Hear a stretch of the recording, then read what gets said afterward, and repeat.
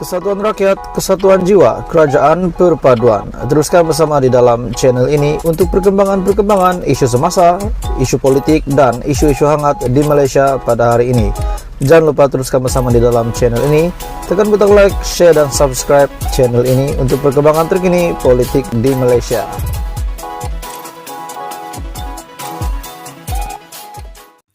Hai semua, salam sejahtera tuan-tuan dan puan-puan semua dan semua saudara-saudara sekalian. Selamat datang ke channel Fels Lifestyle.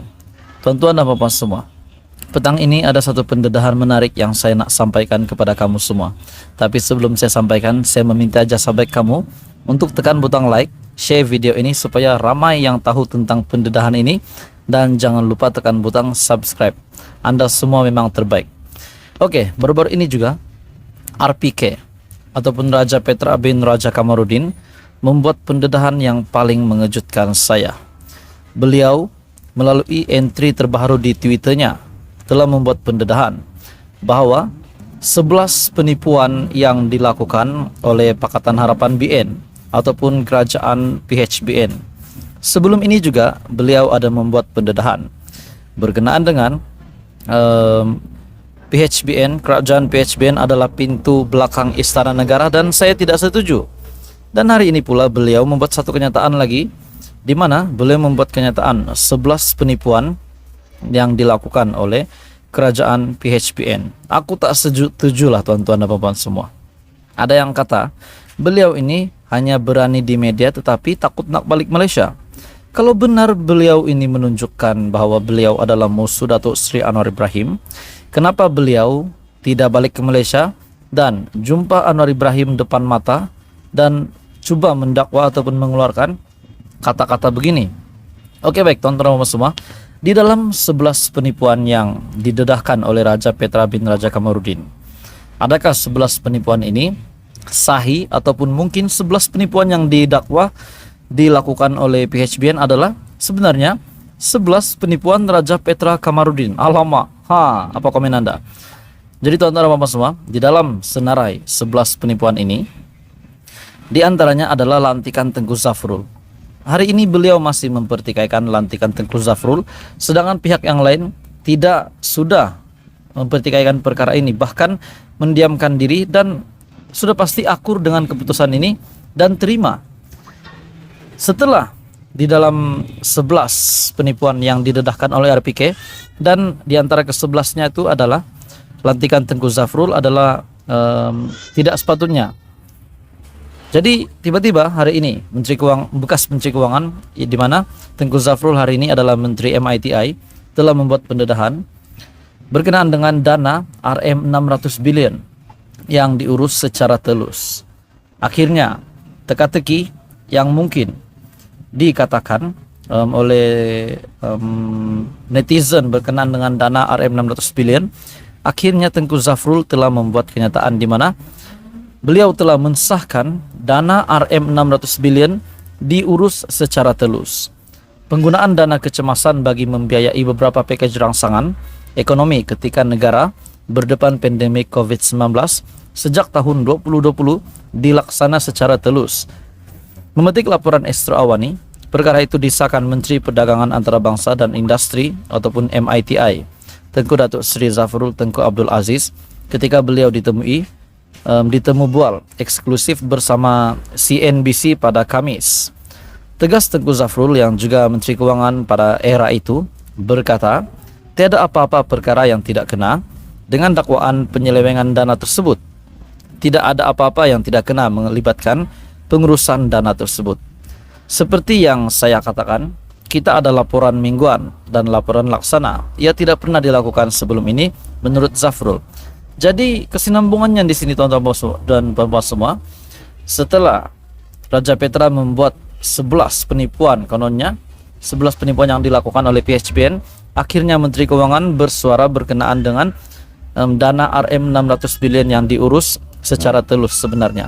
Jadi walaupun ada yang mengatakan bahwa kenapa Zafrul dilantik semula dan RPK membuat senarai 11 senarai ini, dikatakan Zafrul di dalam pelantikan Zafrul termasuk di dalam senarai penipuan PHBN. Tetapi walaupun Zafrul hari ini menjadi menteri, dilihat beliau boleh melakukan tugas dengan baik.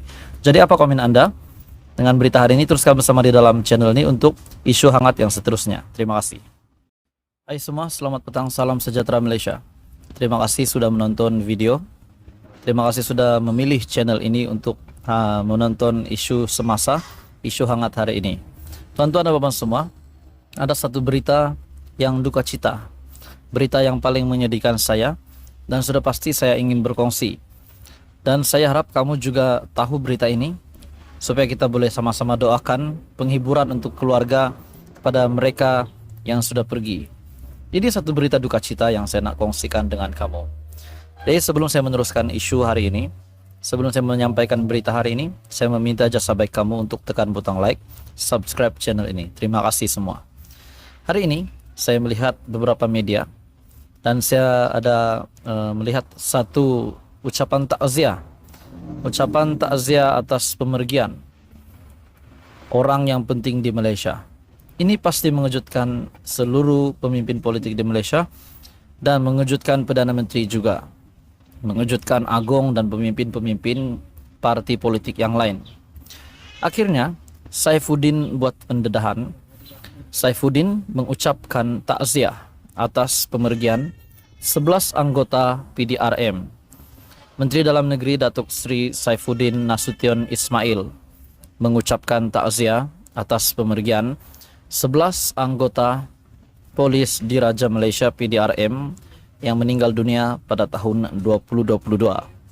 Saifuddin berkata, pengorbanan, dedikasi dan jasa bakti setiap anggota cukup tinggi harganya kepada negara Malaysia yang tercinta. Ini menuntut saya untuk melakukan usaha sebaik mungkin bagi memastikan aspek kebajikan mereka terus terbela dan ditingkatkan. Doa buat mereka yang telah pergi. Doa buat mereka yang telah pergi dulu sebelum kita. Semoga segala sumbangan yang telah dicurahkan akan diberi ganjaran yang setimpal oleh Yang Maha Esa, katanya menerusi satu hantaran ataupun entry terbaru di Facebook pada Isnin. Pada Ahad lalu juga, PDRM dalam siaran di Facebook mengucapkan takziah kepada pegawai dan anggotanya yang meninggal dunia sepanjang tahun 2022. Antaranya ialah Kopral Muhammad Raf Samjani, Syamsul Bahar, Sarjan Suhaimi Zakaria, Inspektur Muhammad Faiz Paiman, Lance Kopral Aminur Zakwan Aman Nur Rashid, Kopral Muhammad Nazri Muhammad Nur, Kopral Isham Cik Abdul Hamid. Selain itu, Konstebel Saiful Aizuddin Abdul Halim, Kopral Muhammad Firdaus Mat Sarif, Kopral Kamarul Arif Matnor, Kopral Amirul Faiz Muhammad Ali dan Pesara Polis Kenneth James Woodward. Dalam pada itu, melalui Facebook Saifuddin Nasution, katanya, Al-Fatihah dan salam takziah, pengorbanan, dedikasi dan jasa bakti setiap anggota cukup tinggi harganya kepada negara. Ini menuntut saya untuk melakukan usaha yang baik mungkin, sebaik mungkin bagi memastikan aspek kebajikan mereka terus terbela dan ditingkatkan. Jadi kenyataan daripada Saifuddin baru-baru ini sangat menggemparkan, sangat mengejutkan saya. Dan inilah pemergian yang kita patut menghargai pengorbanan mereka, jasa besar mereka kepada Malaysia. Dan sudah pasti berita hari ini mengejutkan seluruh pemimpin politik di Malaysia. Tuan-tuan dan puan semua, terima kasih saya ucapkan kepada anda yang sentiasa menyokong channel ini. Teruskan bersama di dalam channel ini untuk perkembangan politik, perkembangan isu semasa seterusnya. Terima kasih Malaysia.